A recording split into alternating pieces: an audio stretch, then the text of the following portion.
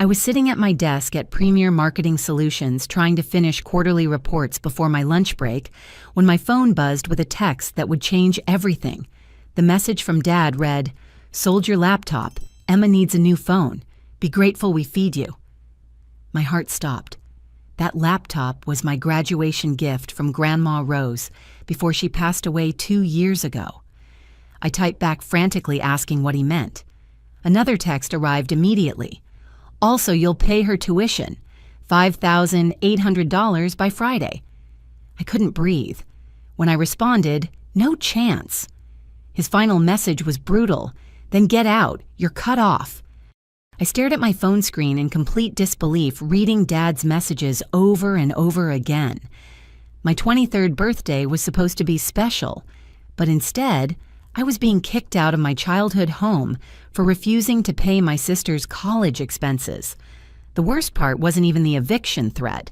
It was losing Grandma Rose's laptop, the only tangible connection I had left to her memory. During my lunch break, I rushed to the nearest ATM to check my savings account balance. My hands trembled as I inserted my debit card, praying I had enough money to find temporary housing somewhere. The screen displayed a balance of $0.37. My stomach dropped through the floor. I called the bank immediately, certain there had been some terrible mistake. The customer service representative explained that someone with authorized access had withdrawn $3,200 that morning, the entire contents of my savings account that I'd been building since high school graduation. "Who has access to my account?" I whispered into the phone, though I already knew the devastating answer. "The account shows your father as co-signer from when you were 17, the representative confirmed.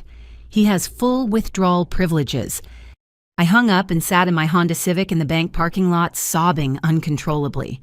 Dad had stolen my money to fund Emma's lifestyle just like he'd been doing for years.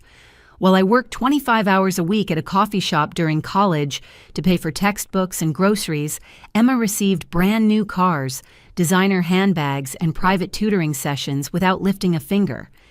When I returned to the office, my coworker Jessica noticed my red, puffy eyes immediately.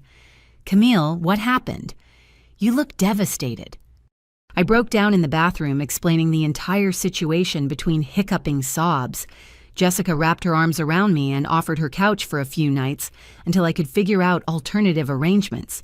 Her kindness made me cry even harder, realizing that my coworker showed me more compassion in 5 minutes than my family had in years. That evening, I drove to my childhood home to collect my belongings. Dad stood in the driveway with his arms crossed, watching coldly as I loaded clothes books and personal items into garbage bags. He didn't help carry anything or show even a hint of remorse about throwing his daughter out on her birthday. "This is what happens when you're selfish and ungrateful," he said flatly. "Emma appreciates everything we do for her. You never learned how to say thank you." I wanted to scream that I'd been working and contributing financially since I was 16, while Emma had never held a job in her entire life. Instead, I silently packed my car and drove away from the only home I'd ever known, spending my birthday night in the office parking garage because I was too embarrassed to show up at Jessica's apartment so late. The next morning, my phone rang while I was brushing my teeth in the office bathroom sink. Emma's name flashed on the screen, and for a brief moment I felt hopeful that she was calling to apologize or help resolve the situation with Dad.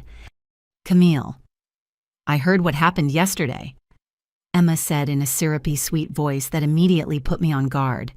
"I'm really sorry you're going through this." I sank onto the bathroom floor, grateful that someone in my family finally seemed to care about my well-being. "Emma, I can't believe Dad sold Grandma's laptop without asking me. That was the last thing I had from her." "Well, you weren't really using it for anything important," Emma replied casually, "and I desperately needed a new phone because mine keeps crashing during my Instagram live streams." My blood ran cold. "You knew about the laptop sale beforehand." Emma's tone shifted dramatically. "Of course I knew. I suggested it, actually. Dad and I discussed how you've been taking advantage of the family for years, living rent-free, while contributing basically nothing to household expenses." Contributing nothing. I stood up, gripping the phone so tightly my knuckles turned white. I've been working part-time jobs since I was 16.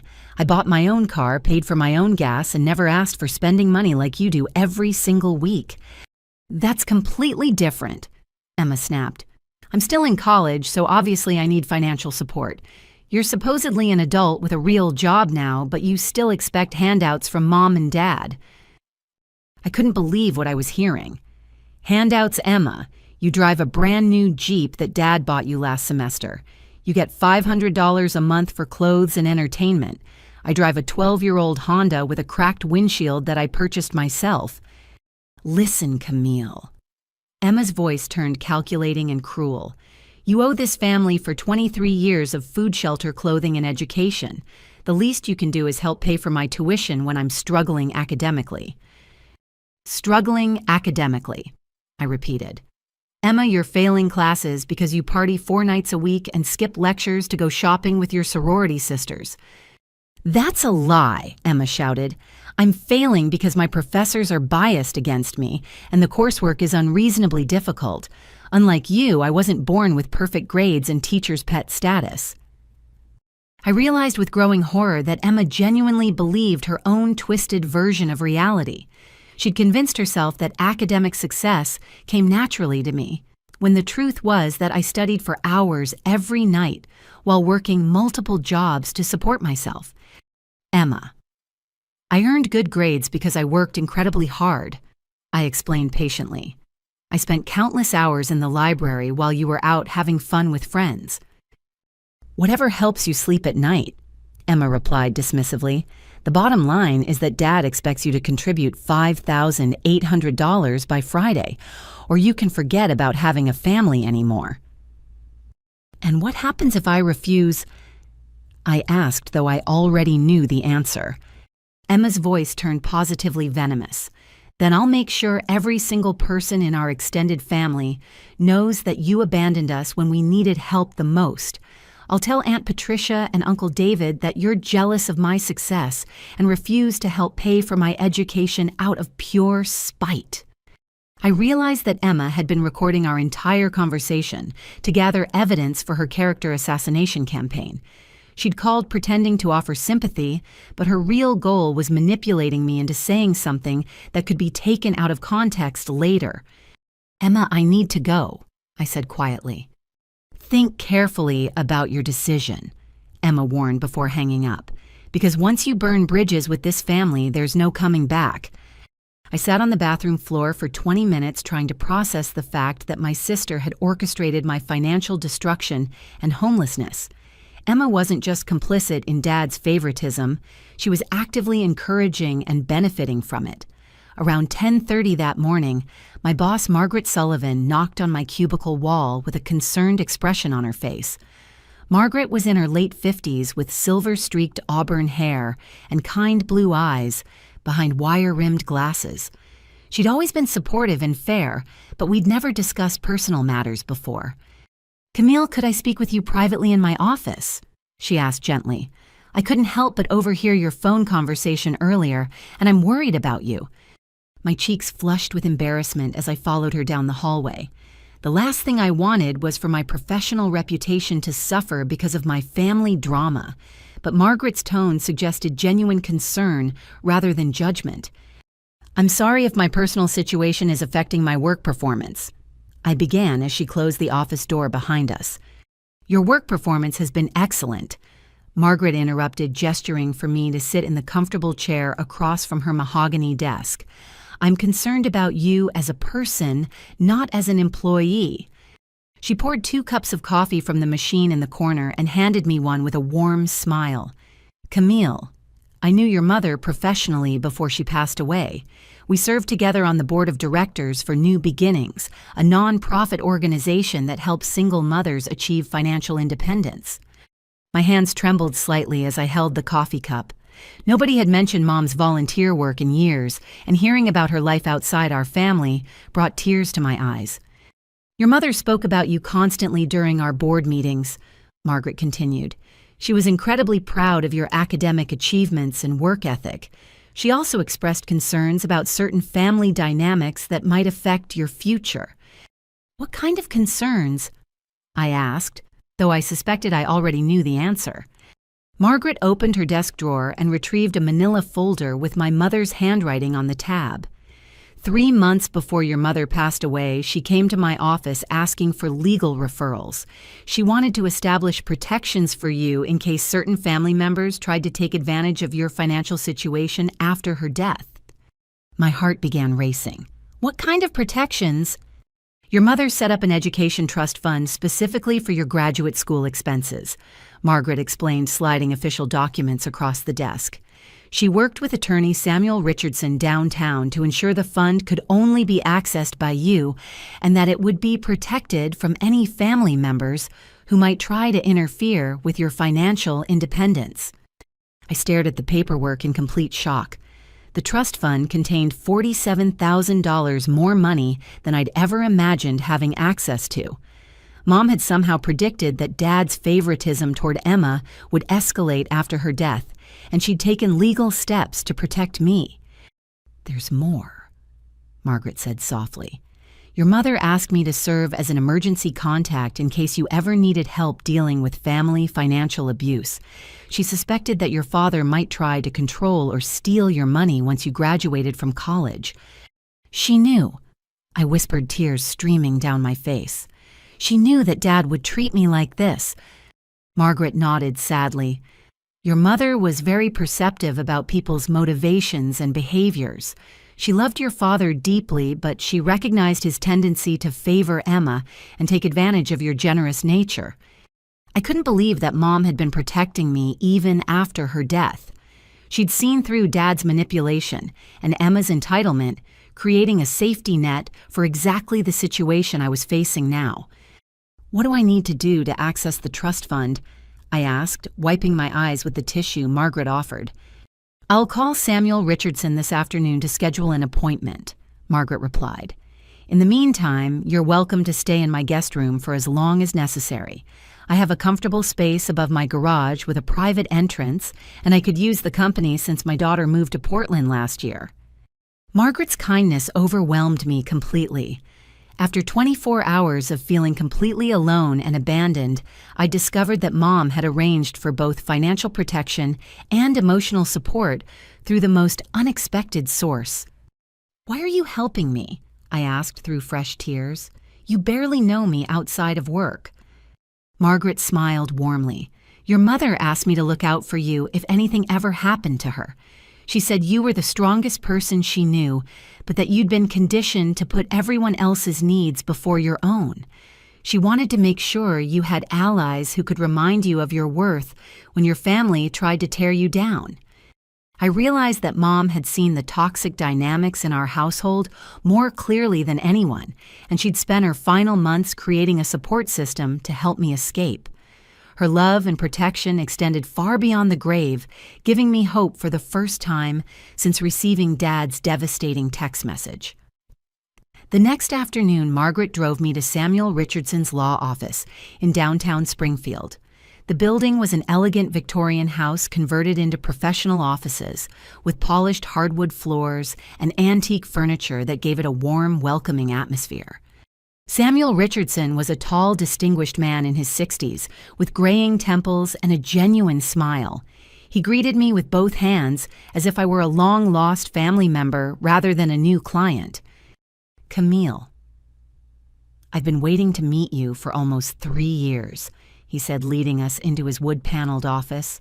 "Your mother spoke about you with such pride and affection during our meetings." He gestured for me to sit in a leather chair across from his antique oak desk, then retrieved a thick file folder with my name written on the front in Mom's familiar handwriting. "Your mother was one of the most thoughtful and strategic people I've ever worked with." Samuel began opening the folder to reveal dozens of legal documents. She came to me 8 months before her cancer diagnosis, expressing concerns about how her family would treat you after her passing. She knew she was going to get sick. I asked, confused about the timeline. Samuel shook his head. "She didn't know about the cancer yet, but she'd observed troubling patterns in your household that made her want to protect your financial future. Your mother was particularly worried about your father's tendency to prioritize Emma's immediate desires over your long-term well-being." He spread several documents across the desk, pointing to various sections highlighted in yellow. The Education Trust Fund contains $47,000, as Margaret mentioned. However, that's only the beginning of what your mother arranged for you. Samuel opened a second folder containing property deeds and financial statements. Your mother also left you sole ownership of the family vacation house in Lake George.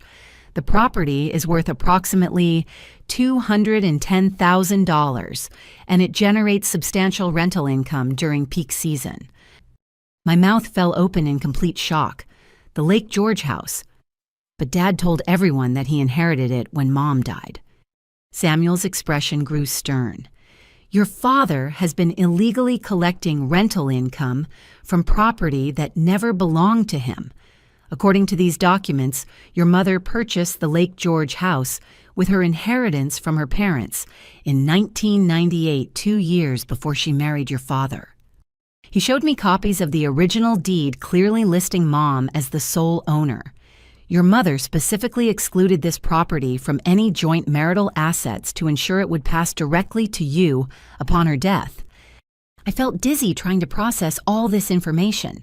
How much rental income has Dad been collecting? Samuel consulted his files and pulled out detailed financial records.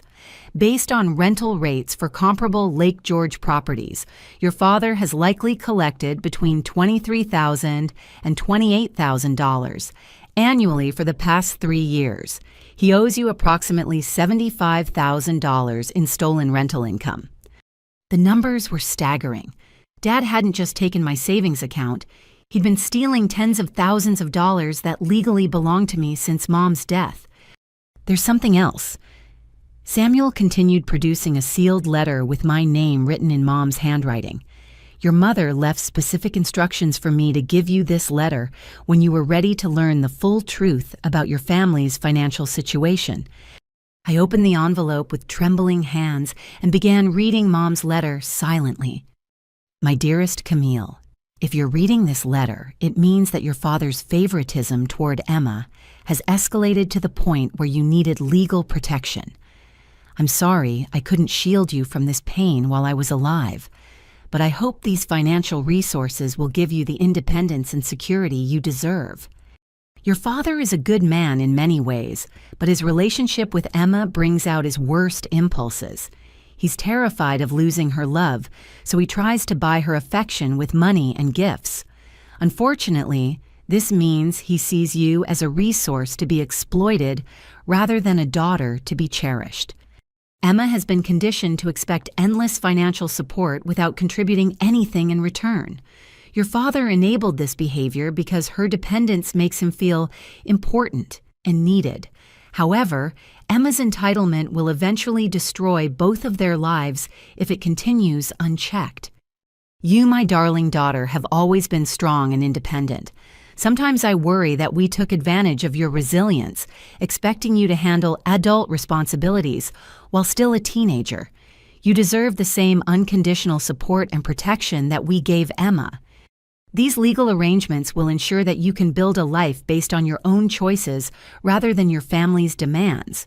Use this money to pursue your dreams, whether that means graduate school, starting a business, or simply having the security to walk away from toxic relationships. Remember that you are worthy of love and respect exactly as you are. You don't need to earn affection by sacrificing your well-being for other people's comfort. I'm proud of the woman you've become, and I know you'll use these resources wisely. All my love, Mom. I sobbed uncontrollably as I finished reading, overwhelmed by Mom's wisdom and love. She'd understood the family dynamics better than anyone, and she'd created a path for my escape from years of financial manipulation. Samuel handed me another tissue and waited patiently for me to compose myself. Your mother also included specific instructions about legal recourse if your father or sister attempted to interfere with your inheritance.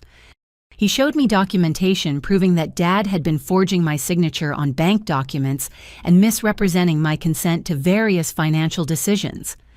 Mom had anticipated these exact scenarios and gathered evidence to protect me from further abuse. What are my options? I asked, wiping my eyes and trying to focus on practical next steps. We can file immediate legal claims to recover the stolen rental income and establish your rightful ownership of the Lake George property," Samuel explained. "We can also pursue criminal charges against your father for financial abuse and fraud, depending on how aggressive you want to be." For the first time in days, I felt powerful instead of helpless. Mom had given me the tools to fight back against years of exploitation and favoritism. I wasn't Dad's victim anymore. I was a property owner with significant financial resources and legal protection. "I want to pursue every available legal option," I said firmly. "My father stole my money to fund Emma's lifestyle, and he's been lying about the inheritance for 3 years. It's time for him to face consequences for his actions." Samuel smiled approvingly. "Your mother predicted you'd say exactly that. She always believed you had the strength to stand up for yourself once you realized your true worth." By Thursday evening, Dad realized something was seriously wrong. I hadn't responded to any of his increasingly frantic text messages, and when he drove by my old apartment complex, the landlord informed him that I'd moved out without leaving a forwarding address. Dad started calling Premier Marketing Solutions every few hours, demanding to speak with me. Our receptionist, Linda, finally transferred one of his calls to Margaret's office around 3 in the afternoon. "This is Margaret Sullivan, Camille's supervisor. How can I help you?" "I need to speak with my daughter immediately." Dad's voice was sharp and agitated. "She's been ignoring my calls for 2 days, and we have important family business to discuss." Margaret's tone remained professionally cool. "Camille is currently in meetings, but I can take a message if you'd like." "Meetings?" Dad scoffed. "What kind of meetings? She's a junior marketing coordinator, not some high-powered executive. Tell her that her family emergency takes priority over whatever busy work she's doing." "I'll pass along your message," Margaret replied diplomatically before hanging up. 20 minutes later, Dad called back again. This time Linda transferred him directly to my voicemail, but he immediately called the main line and demanded to speak with a manager about his irresponsible employee daughter. "Sir, I'm going to need you to stop calling our office," Linda said firmly. "If you continue to harass our staff, I'll have to contact building security." Dad's panic intensified when he realized I'd completely disappeared from his sphere of control. He drove to Jessica's apartment complex that evening, walking through the parking lot looking for my Honda Civic. When he couldn't find my car, he started knocking on random doors, asking if anyone knew where Camille Martinez was staying. A neighbor called the police about a suspicious man wandering through the complex after dark, and Officer Bradley responded to investigate the disturbance. "What's your relationship to the person you're looking for?" Officer Bradley asked, shining his flashlight on Dad's agitated face. "She's my daughter," Dad explained breathlessly. "We had a family disagreement, and now she won't return my phone calls. I'm worried about her safety." "Has your daughter indicated that she wants contact with you?" Officer Bradley continued his questioning. Dad hesitated, realizing that admitting I was deliberately avoiding him might lead to more complicated questions. "She's just being stubborn and emotional. Young women sometimes overreact to family conflicts." Officer Bradley's expression grew more serious. "Sir, if your adult daughter is choosing not to communicate with you, that's her legal right. I'm going to need you to leave this property immediately." "But you don't understand," Dad protested. "She owes money to the family, and tomorrow is the deadline for payment. If she doesn't contribute to her sister's tuition, Emma could lose her spot at college." "That sounds like a civil matter," Officer Bradley replied. "You'll need to handle financial disputes through proper legal channels, not by tracking down your daughter at random apartment complexes." Dad returned home that night feeling desperate and confused. He'd expected me to come crawling back within 24 hours, begging for forgiveness and agreeing to pay Emma's expenses. Instead, I'd vanished completely, leaving him with no way to access the money he'd been counting on. Emma was growing increasingly anxious about her tuition deadline, calling Dad every few hours to ask about my whereabouts. "Did you find Camille yet?" Emma demanded over the phone. "The bursar's office called again today about my outstanding balance." "I'm working on it," Dad lied, pacing around the kitchen. She's just playing games to get attention. She'll come around when she realizes we're serious about cutting her off."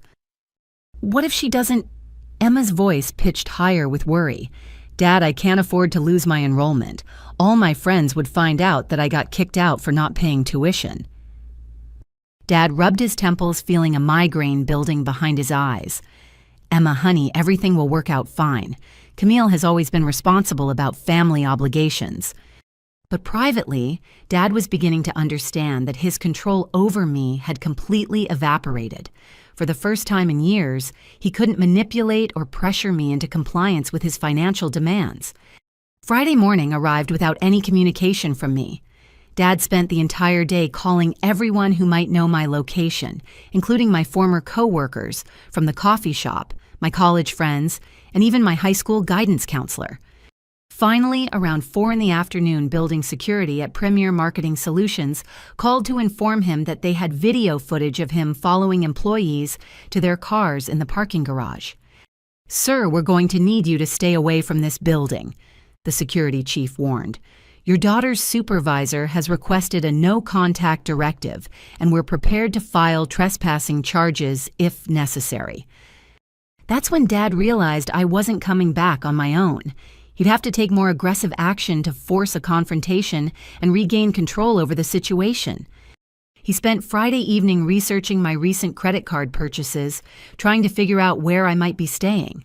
When he discovered a transaction at a coffee shop near Margaret's neighborhood, he decided to drive through the area looking for my car. Saturday morning, Dad spotted my Honda Civic parked in Margaret's driveway. He sat in his truck across the street for 2 hours, working up the courage to approach the house and demand to speak with me. At 11:30 Saturday morning, Dad finally gathered enough nerve to march up Margaret's front walkway and ring the doorbell repeatedly. I was in the kitchen helping Margaret prepare lunch when we heard the aggressive knocking. "Camille, I know you're in there," Dad shouted from the front porch. "We need to talk right now." Margaret peered through the front window and immediately reached for her cell phone. "Should I call the police?" I took a deep breath, realizing that avoiding Dad forever wasn't a realistic long-term strategy. "No, let me handle this. But would you mind staying close by in case things get out of hand?" Margaret nodded and pressed the record button on her phone as I opened the front door. Dad looked terrible. His hair was uncombed, his clothes were wrinkled, and his eyes were bloodshot from stress and lack of sleep. "There you are," Dad exclaimed, pushing past me into Margaret's entryway. "Do you have any idea how worried I've been? You disappeared without telling anyone where you were going." "I told you exactly where I was going," I replied calmly. "You kicked me out of the house, so I found somewhere else to live." Dad looked around Margaret's elegant living room with obvious discomfort. "Who is this woman, and why are you staying with strangers instead of working things out with your family?" "Margaret is my supervisor, and she's been kind enough to offer me temporary housing while I figure out permanent arrangements," I explained. Margaret stepped forward with professional authority. "Mr. Martinez, I'm going to need you to lower your voice. You're a guest in my home, and I expect you to behave respectfully." Dad ignored Margaret, completely focusing all his attention on me. "Camille, this little tantrum has gone on long enough. Emma's tuition payment was due yesterday, and the college is threatening to drop her from all her classes." "That sounds like Emma's problem," I replied evenly. "Maybe she should get a part-time job to help pay her expenses." "A job." Dad's voice rose to a near shout. "Emma is a full-time student.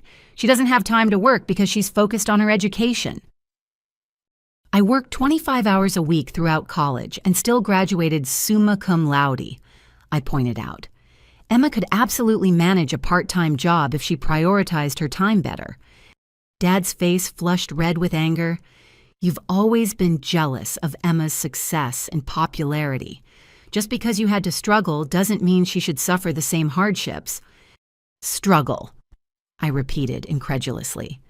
"Dad, you stole $3,200 from my savings account without permission. You sold my grandmother's laptop without asking. You've been treating me like a personal ATM for years while giving Emma everything she wants."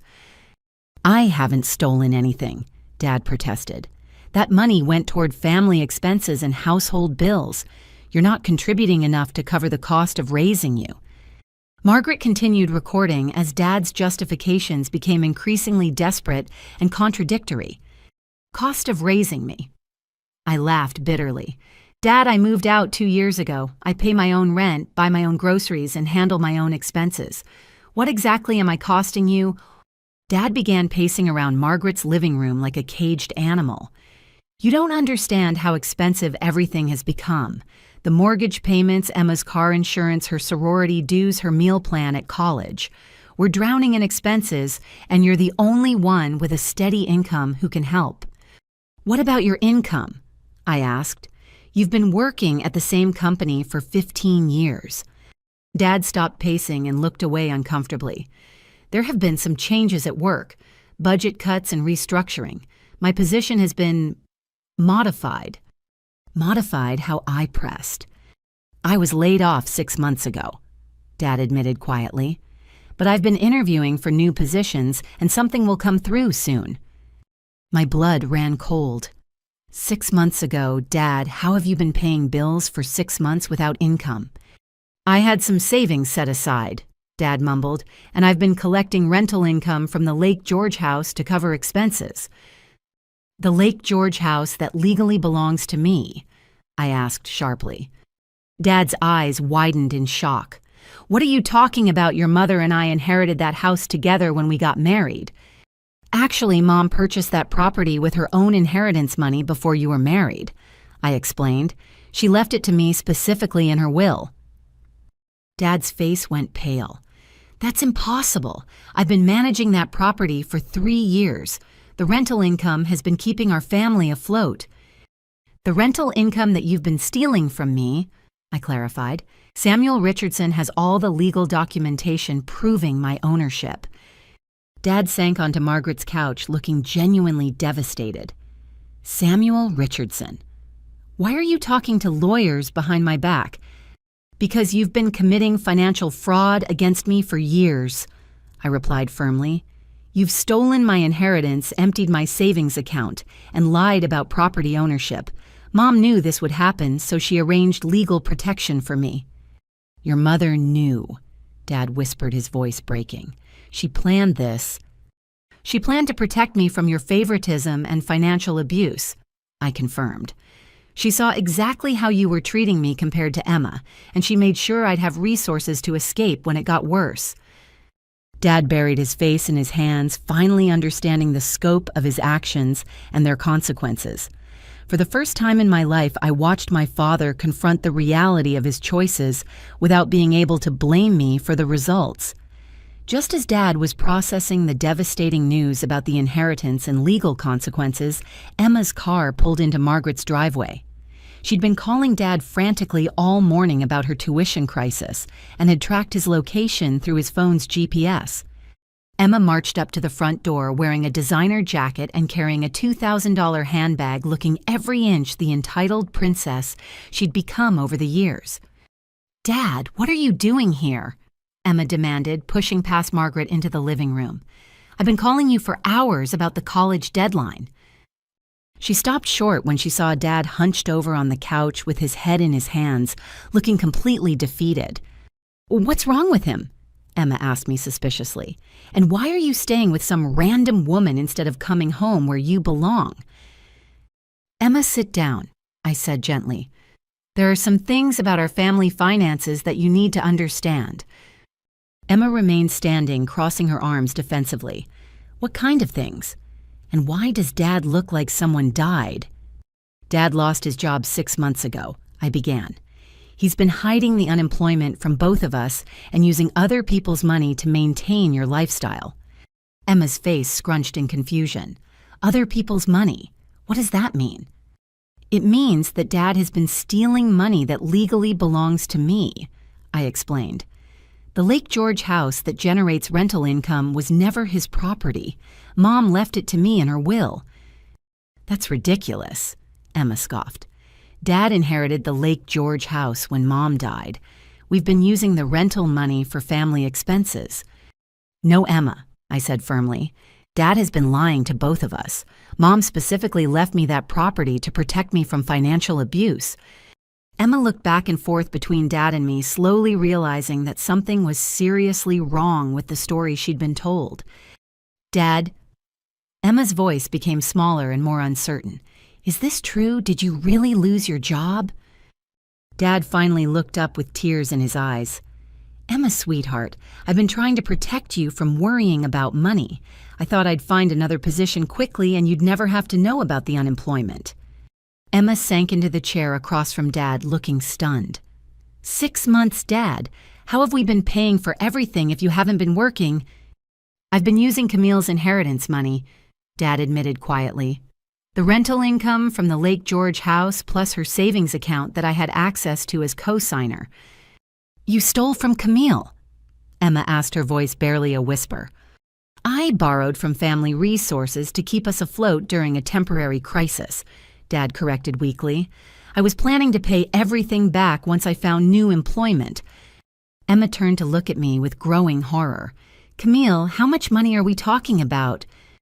"Approximately $75,000 in stolen rental income, plus the $3,200 from my savings account," I replied. "And that doesn't include the value of Grandma's laptop that Dad sold without permission." Emma's face went completely white. $75,000, Dad? Where did you think that kind of money was coming from?" "I thought it was marital property from when your mother and I were married," Dad explained lamely. Emma stood up and began pacing just as Dad had done earlier. "So my car payments, my sorority dues, my meal plan, my shopping allowances, all of that was paid for with money you stole from Camille." Dad nodded miserably, unable to meet either of our eyes. Emma turned to me with tears streaming down her face. "Camille, I had no idea.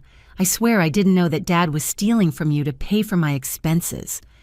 "I know you didn't know," I said softly. "Dad has been lying to both of us about our family's financial situation." Emma collapsed back into the chair, covering her face with her hands. "Oh my God, I've been living off stolen money for months. No wonder you were angry about paying my tuition. You were already paying for everything else without even knowing it." For the first time in years, I saw genuine remorse and understanding in Emma's behavior. She was finally beginning to comprehend the scope of Dad's manipulation and favoritism. "Emma," I said gently, "Dad has been training you to expect financial support without question while teaching me that I'm responsible for everyone else's expenses. Neither of those dynamics was healthy or fair." Emma looked up at me with swollen red eyes. "I've been such a terrible sister. I called you selfish and ungrateful when you were actually the one supporting the family financially." "You didn't know," I repeated. "Dad created this situation by lying to both of us about where money was coming from and where it was going." Emma turned to Dad with an expression of betrayal and disappointment. "How could you do this to us? How could you steal from one daughter to spoil the other?" Dad had no answer. For the first time in his life, he was forced to confront the destructive impact of his favoritism without being able to rationalize or justify his actions. That afternoon, Dad made a desperate phone call to his older brother, David, who lived about an hour away with his wife, Patricia. Dad explained that I was holding the family hostage by refusing to help with Emma's college expenses, and he needed Uncle David's help to talk sense into me. Uncle David and Aunt Patricia arrived around 4 o'clock expecting to find me being stubborn and unreasonable about normal family financial obligations. Instead, they walked into Margaret's living room to find Dad crying on the couch, while Emma sat in stunned silence. "What on earth is going on here?" Aunt Patricia asked, looking around the room in confusion. "Robert, you said Camille was causing problems for the family." "She is," Dad protested weakly. "She won't help pay Emma's tuition, and now she's threatening legal action over some property dispute." Uncle David sat down across from Dad with a serious expression. "Robert, slow down and explain the situation clearly. What property dispute?" Over the next hour, the entire story came tumbling out. Dad admitted to losing his job stealing rental income from the Lake George house, emptying my savings account, and selling Grandma's laptop without permission. He tried to justify each action as necessary for family survival, but his explanations sounded increasingly pathetic and self-serving. Aunt Patricia's face grew more and more shocked as she learned about the scope of Dad's financial abuse. "Robert, you stole $75,000 from your own daughter. How could you possibly think that was acceptable?" "I was desperate," Dad exclaimed. "Emma's education is important, and Camille was just letting money sit in accounts without using it productively." "Money that didn't belong to you," Uncle David pointed out sharply. "Robert, what you're describing is theft and financial fraud." Emma spoke up from her corner chair, her voice small and ashamed. "Uncle David, I didn't know any of this was happening.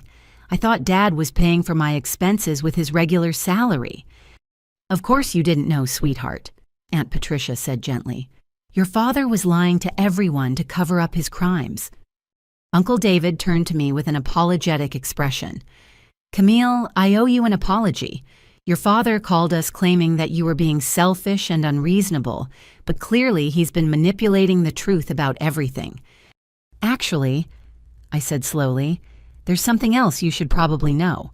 Over the past several years, have you or other family members ever sent money to help with my college expenses or other costs?" Uncle David and Aunt Patricia exchanged meaningful glances. "Yes, we've sent several $1,000s over the years, specifically earmarked for your education and living expenses," Uncle David confirmed. "Why do you ask?" Dad's face turned red and he looked down at his hands without answering. "Dad," I asked pointedly, "where did that money go?" "It went toward household expenses and family costs," Dad mumbled. Aunt Patricia's voice rose dangerously. "Robert, are you telling us that you diverted money we specifically sent for Camille's benefit?" "Everything goes into the same household budget," Dad said defensively. "I can't track every individual dollar." "You absolutely can track individual dollars," Uncle David snapped, "especially when family members are sending money for specific purposes." Emma looked horrified. "Dad, how much money did our relatives send for Camille that actually went to paying for my stuff instead?" "I don't have exact figures," Dad said weakly. Uncle David stood up and began pacing angrily. "Robert, this is financial fraud on multiple levels. You've stolen from Camille, you've misappropriated money from family members, and you've been lying to everyone about your employment status." Aunt Patricia pulled out her cell phone. "I'm calling the rest of the family. Everyone needs to know what's been happening here." "Patricia, please," Dad begged. "Don't involve more people in our private family business."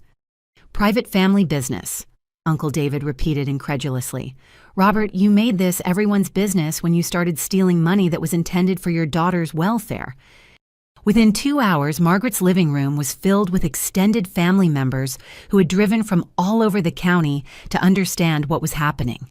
Grandma Rose's sister, Agnes, who was 82 years old, was particularly upset when she learned about the laptop sale.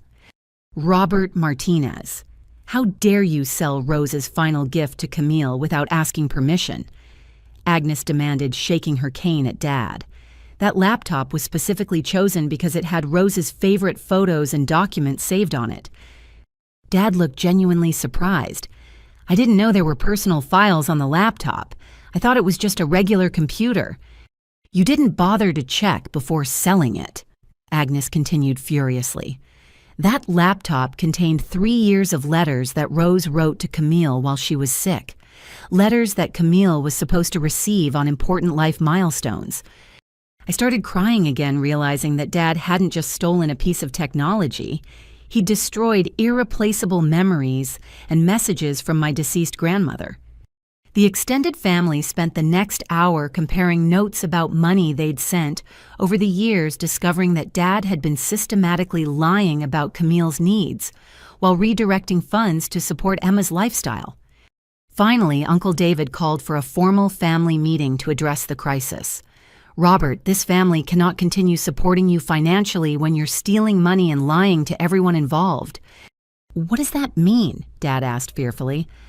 "It means that all financial support from family members is immediately suspended until you seek professional counseling for your behavior and make full restitution to Camille," Uncle David announced.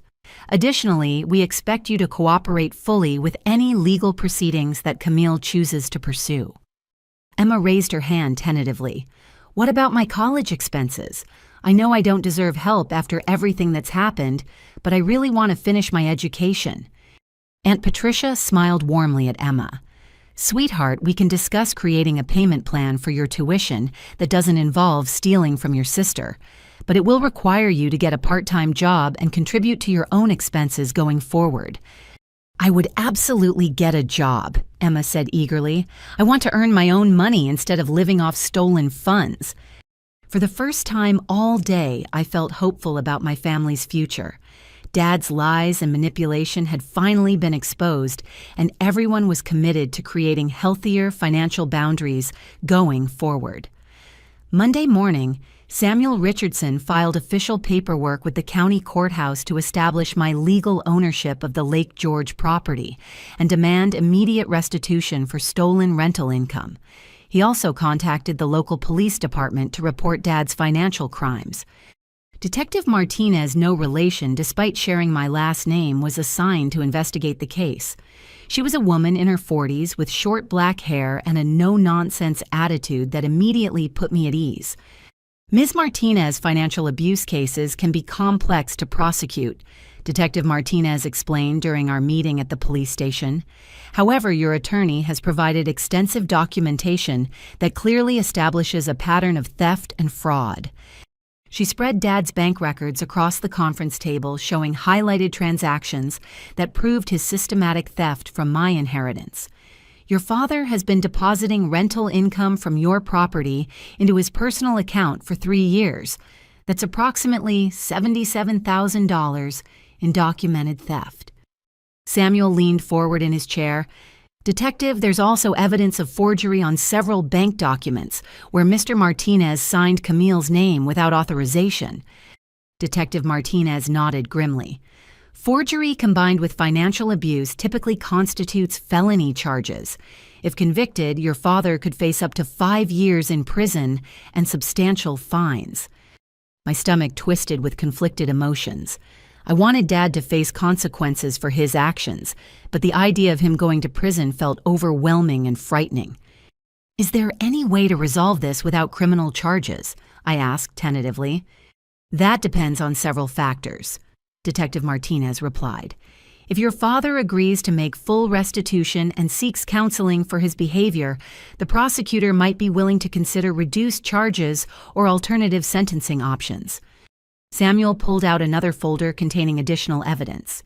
"Detective, there's another complication. Camille's father was recently terminated from his employment at Morrison Industries for suspected embezzlement." Detective Martinez's eyebrows rose sharply. "Embezzlement? That's a separate criminal matter." "Yes," Samuel confirmed.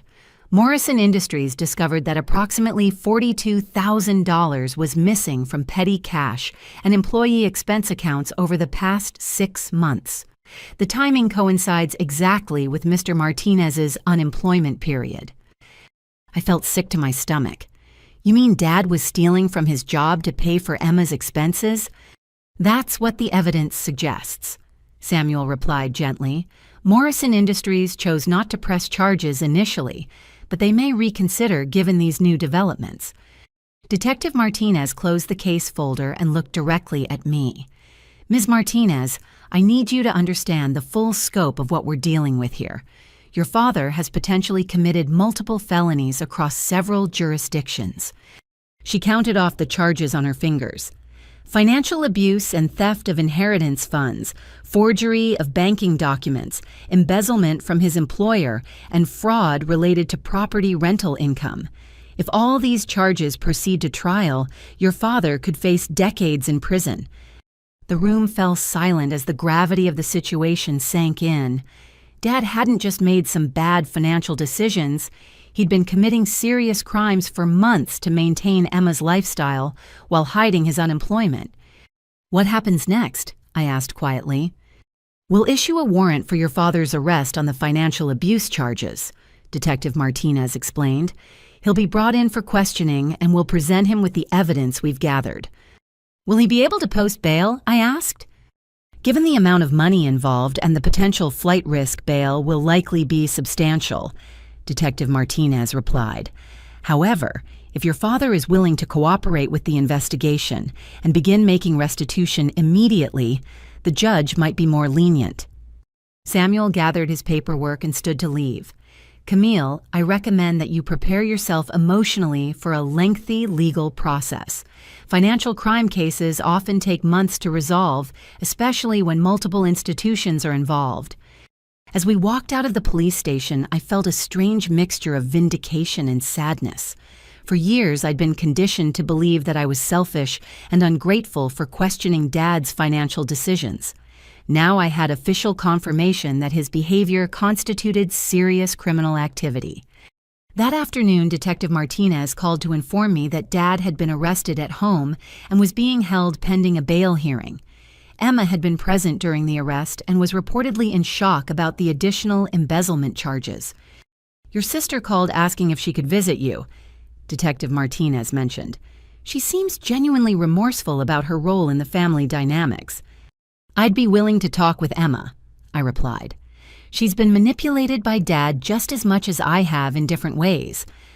"That's very mature of you," Detective Martinez said. "Family financial abuse often creates complicated dynamics where everyone is both victim and participant." That evening, Emma came to Margaret's house looking exhausted and scared. She'd been crying for hours since Dad's arrest, finally understanding the full consequences of his actions. "Camille, I'm so sorry," Emma sobbed as soon as I opened the door. "I had no idea that Dad was committing actual crimes to pay for my lifestyle." "I know you didn't," I said, hugging her tightly. "Emma, we're both victims of Dad's manipulation. The important thing now is figuring out how to move forward honestly." Emma pulled away and looked at me seriously. "I want to get a job immediately and start paying you back for all the stolen money. I know it will take years, but I need to make this right somehow." For the first time since receiving Dad's devastating birthday text, I felt hopeful about my relationship with my sister. Dad's arrest had forced all of us to confront the truth about our family dynamics, creating an opportunity for genuine healing and change. The next morning, I made a decision that would change everything. Instead of quietly accepting a private settlement, I called Samuel Richardson and asked him to pursue the most aggressive legal strategy possible. "I want to file a comprehensive civil lawsuit against my father for financial abuse, theft, and emotional distress," I told Samuel over the phone. "I also want to ensure that other young adults can recognize and escape similar situations." Samuel was quiet for a moment before responding. "Camille, that's a significant decision. Civil litigation will make this entire situation public record, and it could take years to resolve." "I understand the implications," I replied firmly. "But if I stay quiet about Dad's crimes, he'll never truly face consequences for what he's done. And other families might be dealing with similar financial abuse without realizing they have legal options."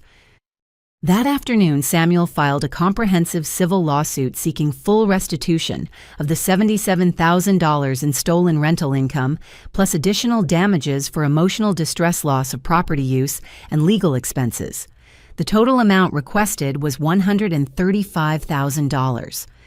"We're also requesting that the court order your father to undergo mandatory financial counseling and anger management therapy," Samuel explained as we reviewed the paperwork.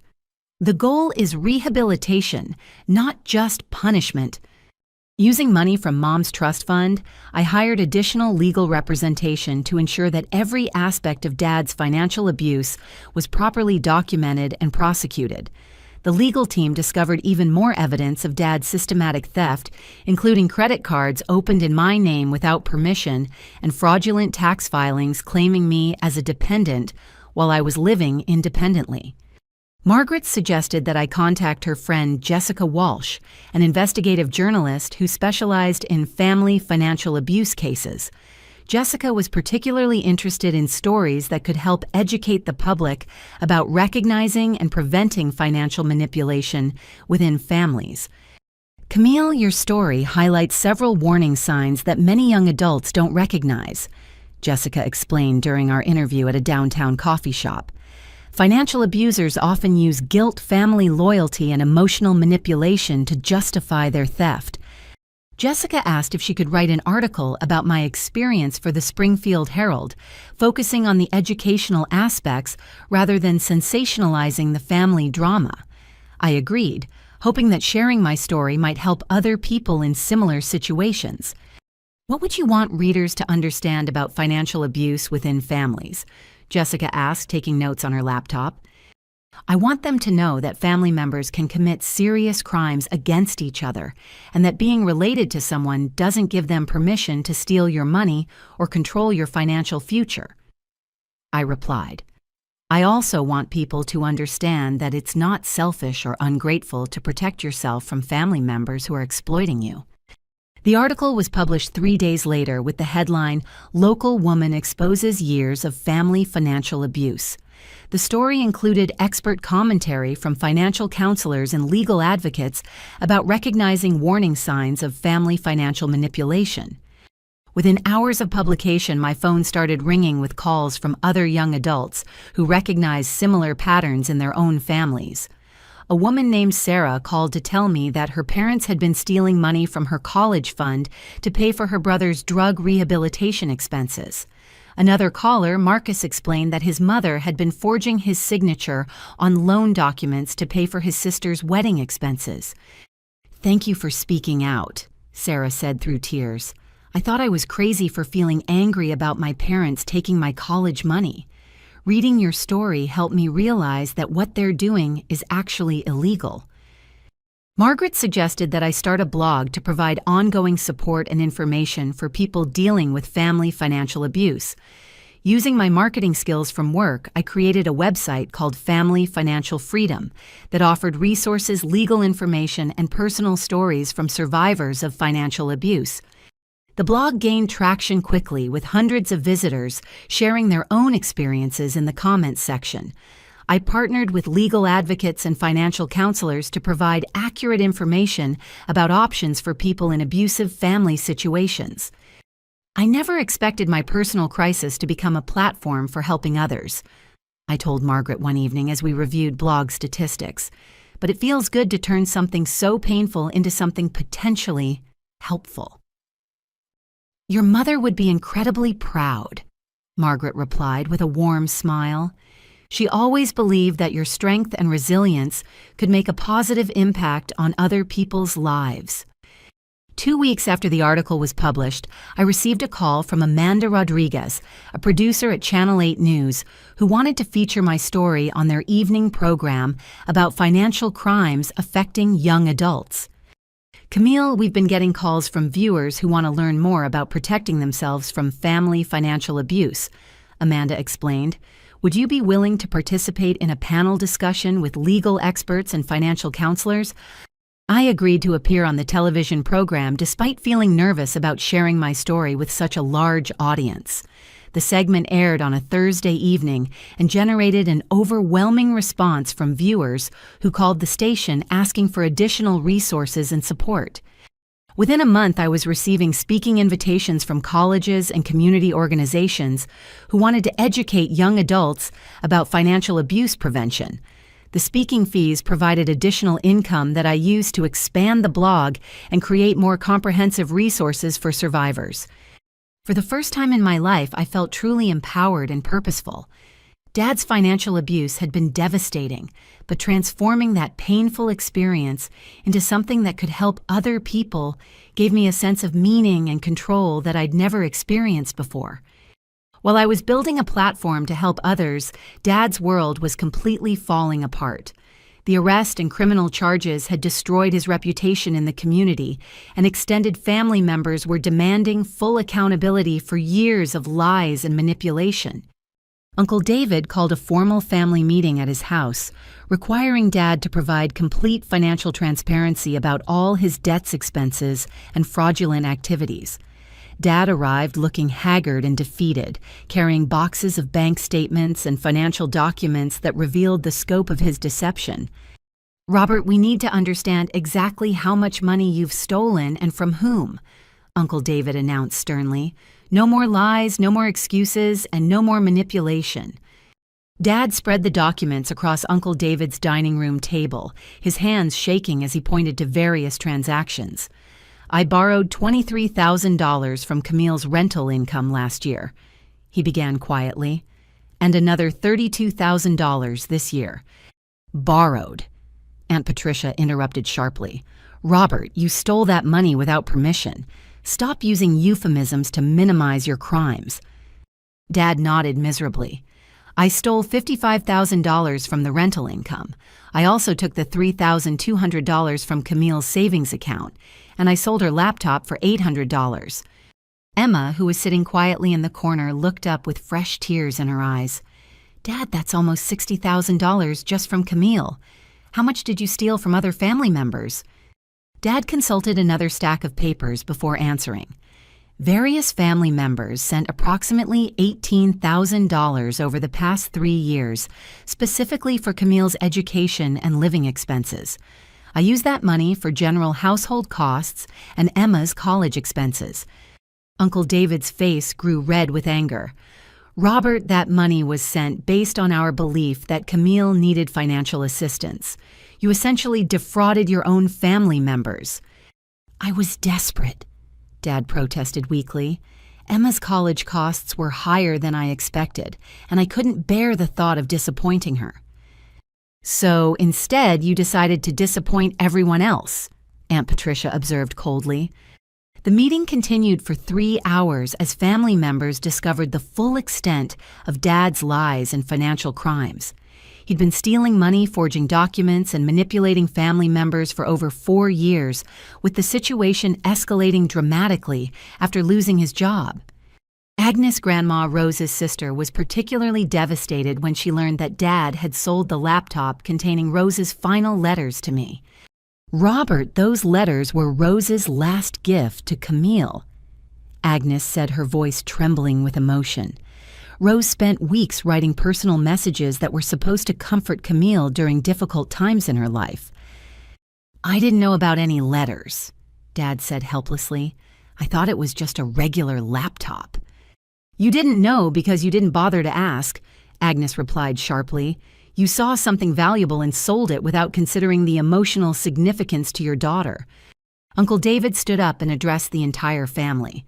Based on everything we've learned today, I'm recommending that we completely suspend all financial support for Robert until he makes full restitution to Camille and seeks intensive counseling for his behavior. What about Emma's college expenses? Aunt Patricia asked. She's been victimized by Robert's lies as much as anyone else. Emma spoke up from her corner chair. I got a job at the campus bookstore and I'm working 20 hours a week now. I can pay for my own meal plan and personal expenses. If the family wants to help with tuition, I'd be grateful, but I understand if that's not possible right now. The family voted unanimously to cut off all financial assistance to Dad while establishing a separate education fund for Emma that would be managed by Uncle David to prevent any further manipulation or theft. Dad left the meeting looking completely broken, finally understanding that his favoritism and financial crimes had cost him the respect and support of his entire extended family. 2 days later, the situation got worse when Morrison Industries decided to press criminal charges for the embezzlement. Detective Martinez called to inform me that Dad was facing additional felony counts for stealing $42,000 from his former employer. The company initially hoped to handle the matter privately, Detective Martinez explained. But when they learned about the charges related to your case, they decided that your father represents a pattern of criminal behavior that needs to be addressed through the legal system. Dad's attempts to maintain control over the family narrative completely backfired when local news stations picked up the story about his arrest on multiple felony charges. The coverage included details about the family financial abuse and his theft from both his daughter and his employer. Former co-workers and neighbors began sharing stories about Dad's increasingly erratic behavior over the past year, including his attempts to borrow money from friends and his lies about family emergencies that required immediate financial assistance. Robert had been asking people for loans, claiming that Camille was sick and needed expensive medical treatment. One neighbor told Channel 8 News, "We had no idea that he was actually stealing money from her while using her name to manipulate other people's sympathy." Dad's desperation reached new levels when he attempted to sell family heirlooms and furniture that had belonged to Mom, including her wedding ring and antique china collection. However, estate lawyers quickly intervened, explaining that those items were specifically protected in Mom's will and could not be sold without my permission. When Dad tried to forge paperwork claiming ownership of additional property, Samuel Richardson caught the fraud immediately and filed additional criminal charges. Each desperate attempt to escape his financial crisis only made his legal situation worse and provided more evidence of his pattern of deception and manipulation. By the end of the month, Dad was facing 7 felony charges across 2 different cases, with potential prison time totaling 15 to 20 years if convicted on all counts. His attempts to manipulate and control his family had completely destroyed his life and eliminated any possibility of avoiding serious legal consequences. While Dad's life spiraled out of control, Emma was experiencing a complete personal transformation that surprised everyone who knew her. The shock of learning about Dad's crimes had forced her to confront her own role in the family's toxic dynamics, leading to profound changes in her behavior and priorities. Emma enrolled in counseling at the College Mental Health Center, where she began working with Dr. Rebecca Chen to understand how Dad's favoritism had damaged both her relationship with me and her own sense of self-worth. For years, I defined my value based on how much money Dad spent on me. Emma explained during one of our weekly phone conversations. I thought that expensive gifts and financial support meant that I was loved and successful. Emma also enrolled in a financial literacy course to learn basic money management skills that she'd never been taught. The course covered budgeting, credit scores, student loan management, and healthy financial boundaries, concepts that were completely foreign to her despite being 20 years old. I'm embarrassed to admit this, but I didn't even know how to balance a checkbook, Emma confessed. Dad handled all my financial paperwork, so I never learned how to manage money responsibly. Most surprisingly, Emma discovered that she actually enjoyed working at the campus bookstore. She'd never held a job before, assuming that employment would be boring and demeaning compared to her lifestyle as a pampered student. My co-workers are really cool people with interesting stories and goals, Emma told me excitedly. I learned more about real life in 2 weeks at the bookstore than I did in 2 years of college parties. Emma's grades improved dramatically once she started working and managing her own schedule. Without the pressure to maintain a perfect princess image, she felt free to explore subjects that genuinely interested her, rather than choosing classes based on what would impress Dad. I changed my major from communications to social work, Emma announced during one of our conversations. I want to help other families avoid the kind of dysfunction that we experienced. Emma also volunteered to testify honestly during Dad's criminal proceedings, despite knowing that her testimony would likely result in more serious consequences for him. Dad coached me to manipulate family members and take advantage of their generosity. Emma explained to Detective Martinez during her formal interview. He taught me that I deserved special treatment because I was his favorite and that Camille should be grateful to support my lifestyle. Did you understand at the time that your father was stealing money to pay for your expenses? Detective Martinez asked. No, I genuinely believed that Dad was paying for everything with his regular salary, Emma replied. But I should have asked more questions about why Camille never seemed to get the same level of financial support. Emma's testimony provided crucial evidence about Dad's manipulation tactics and helped establish a clear pattern of financial abuse spanning several years. The most significant change in Emma was her commitment to paying me back for the stolen money, even though she wasn't legally responsible for Dad's crimes. She set up a monthly payment plan, sending me $200 from her bookstore earnings every month. I know it will take years to repay everything that Dad stole, Emma said during one of our in-person visits. But I need to do this for my own peace of mind and to show you that I'm serious about changing my behavior. Emma also started attending Al-Anon meetings after realizing that Dad's financial manipulation shared many characteristics with addictive behavior patterns. The support group helped her understand how family systems can enable destructive behavior through denial and misplaced loyalty. I learned that protecting Dad from consequences actually enabled him to continue hurting people, Emma explained after attending meetings for several weeks. By accepting stolen money without asking questions, I was participating in his crimes even if I didn't realize it at the time. 6 months after Dad's arrest, Emma had transformed from an entitled, dependent young woman into a responsible, self-supporting adult who was working toward her degree while contributing meaningfully to her community. I'm actually happier now than I was when Dad was buying me everything I wanted, Emma reflected. Working for my own money and earning things through my own effort feels so much better than being handed gifts that I didn't deserve. Emma's transformation gave me hope that our family could eventually heal from years of manipulation and abuse. She was proving that people could recognize their mistakes, take responsibility for their actions, and make genuine changes in their behavior and values. 8 months after Dad's arrest, his case finally went to trial. The courtroom was packed with family members, journalists, and community members who had followed the story through local news coverage. Dad's lawyer attempted to argue that his crimes were motivated by desperation and mental health issues rather than malicious intent. However, the extensive evidence of systematic theft, forgery, and manipulation made it impossible to present his actions as isolated mistakes. Samuel Richardson presented a devastating case that included bank records, forged documents, witness testimony from family members, and evidence of Dad's attempts to cover up his crimes through additional fraud.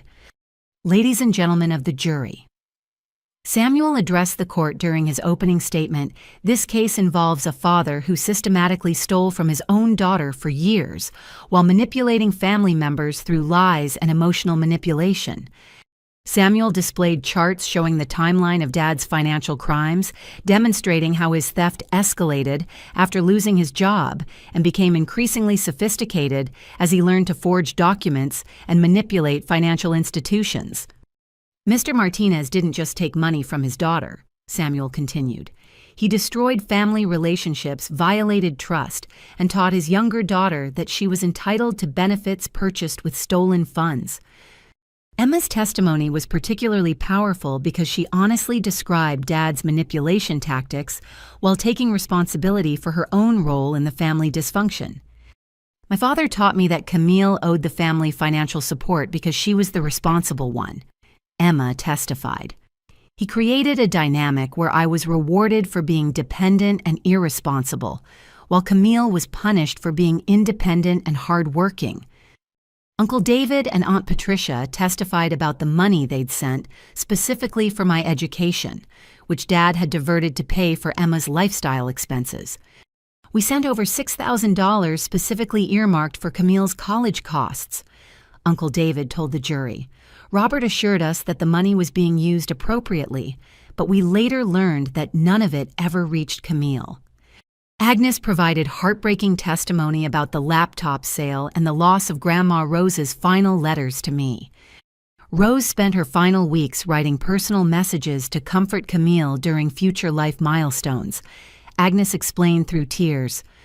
Those letters were meant to provide guidance and support during difficult times. Robert sold them for $800 to buy his other daughter a phone. Dad's own testimony was a disaster. He continued trying to justify his actions and minimize the harm he'd caused, showing no genuine remorse for years of systematic financial abuse. I was trying to keep the family together during a difficult financial period, Dad claimed from the witness stand. Everything I did was motivated by love and concern for my daughter's welfare. Mr. Martinez, the prosecutor, asked pointedly, how does stealing $77,000 from one daughter show love and concern for her welfare? Dad couldn't provide a coherent answer, instead rambling about family obligations and temporary financial hardships that lasted for years. The jury deliberated for less than 4 hours before returning guilty verdicts on all charges related to my case. They also recommended that Dad pay maximum restitution and damages to compensate for the emotional trauma and financial losses he'd caused. Judge Williams addressed Dad directly before announcing the sentence. Mr. Martinez, you violated the most fundamental trust that exists between a parent and child. You systematically stole from your daughter while teaching your other daughter to participate in and benefit from that theft. Judge Williams sentenced Dad to 3 years in prison with the possibility of early release after 18 months if he completed financial counseling and anger management programs. He was also ordered to pay full restitution of $89,000, plus court costs and legal fees. Additionally, Judge Williams continued, "The court is issuing a no-contact order preventing you from communicating with Ms. Camille Martinez until you have completed all court-mandated counseling programs and demonstrated genuine rehabilitation." The restitution amount was higher than my original demands because the court included penalties for emotional distress, legal expenses, and the lost rental income that would have been reinvested if I'd had access to my own property. Judge Williams also awarded me sole ownership of the Lake George house, with no restrictions, meaning that Dad could never claim any interest in the property, regardless of his future financial situation. As I left the courthouse that afternoon, I felt a sense of justice and closure that I hadn't expected. The legal system had validated my experience and confirmed that Dad's behavior constituted serious crimes rather than normal family conflicts. For the first time in years, I felt truly protected from Dad's manipulation and abuse. The no-contact order meant that he couldn't pressure me into forgiveness or attempt to restore his control over my financial decisions. 6 months into Dad's incarceration, I received an unexpected letter from him through his court-appointed counselor. The counselor explained that Dad had been participating in intensive therapy programs focused on financial abuse, anger management, and family dynamics. "Ms. Martinez, your father has requested permission to write you a letter as part of his rehabilitation program," the counselor explained over the phone. "However, due to the no-contact order, I need your permission before delivering any communication from him." I was hesitant to read anything from Dad, worried that it might be another attempt at manipulation. However, my own therapist encouraged me to consider reading the letter as a way to gauge whether Dad was making genuine progress in understanding his behavior. The letter was completely different from any communication I'd ever received from Dad. Instead of excuses and justifications, it contained detailed acknowledgments of specific ways he'd harmed both Emma and me through his favoritism and financial abuse. "Dear Camille," the letter began, "I am writing to take full responsibility for the crimes I committed against you and the emotional trauma I caused through years of financial manipulation and favoritism. I now understand that my behavior constituted systematic abuse rather than normal family conflicts. I stole your inheritance, violated your trust, and taught Emma to participate in exploiting you for our own benefit. I was terrified of losing Emma's love after your mother died, so I tried to buy her affection with money and gifts. Unfortunately, this meant that I saw you as a resource to be exploited rather than a daughter to be cherished and protected. Your mother tried to warn me about my favoritism before she died, but I dismissed her concerns as jealousy or overprotectiveness.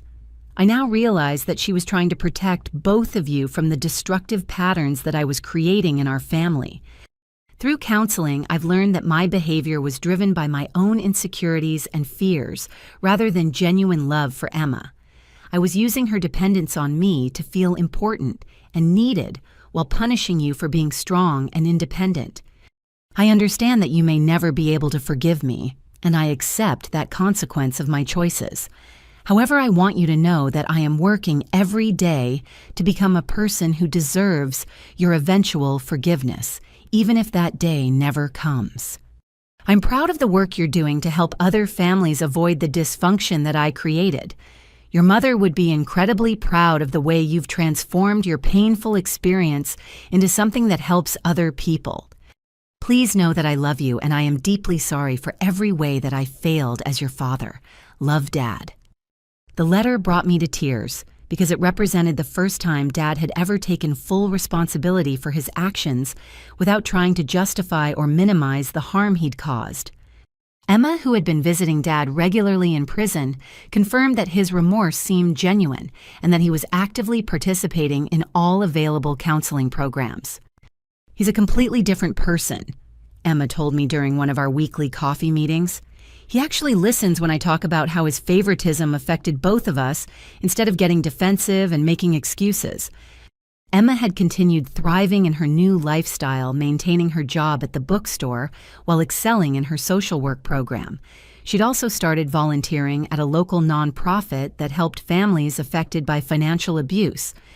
Working with other families has helped me understand how common these patterns are, Emma explained. Dad wasn't uniquely evil. He was just repeating cycles of manipulation and control that he probably learned from his own childhood. Emma had also started attending family therapy sessions with me, working to rebuild our relationship on a foundation of honesty and mutual respect rather than competition for Dad's approval. I want us to be real sisters instead of rivals, Emma said during one particularly emotional therapy session. I want to support your dreams and goals instead of competing with you for attention and resources. Our relationship was slowly healing as we both learned to communicate directly instead of through Dad's filter of favoritism and manipulation. Emma was becoming the sister I'd always hoped she could be, supportive, honest, and genuinely interested in my well-being. Margaret continued providing guidance and support as I navigated the complex emotions involved in potentially reconciling with Dad. She reminded me that forgiveness was a process rather than a single decision, and that I should take as much time as I needed to determine what felt right for my own healing. Your father may genuinely be changing, Margaret observed, but you're under no obligation to rush into rebuilding that relationship until you feel confident that he's truly committed to treating you with respect. The blog and speaking engagements had grown into a significant platform that was helping hundreds of families recognize and address financial abuse. I'd connected with legal advocates, financial counselors, and other survivors to create comprehensive resources for people in similar situations. For the first time in my adult life, I felt genuinely hopeful about my family's future, while also feeling confident in my own independence and strength. 1 year after Dad's sentencing, my life had been completely transformed in ways I never could have imagined. Using the trust fund money and restitution payments, I'd enrolled in a graduate program in financial counseling with a specialization in family financial abuse recovery. The master's program was incredibly fulfilling because it combined my personal experience with academic knowledge about financial psychology, family systems theory, and legal advocacy. My professors were impressed by the practical insights I brought to classroom discussions, and several encouraged me to consider pursuing research in family financial abuse prevention. Camille, your perspective as both a survivor and an advocate gives you unique credibility in this field. Dr. Sarah Thompson. My thesis advisor explained during one of our meetings, you understand the emotional and psychological aspects of financial abuse in ways that purely academic researchers might miss. For my thesis project, I was conducting the first comprehensive study of family financial abuse patterns among young adults using data from my blog and speaking engagements to identify warning signs and effective intervention strategies.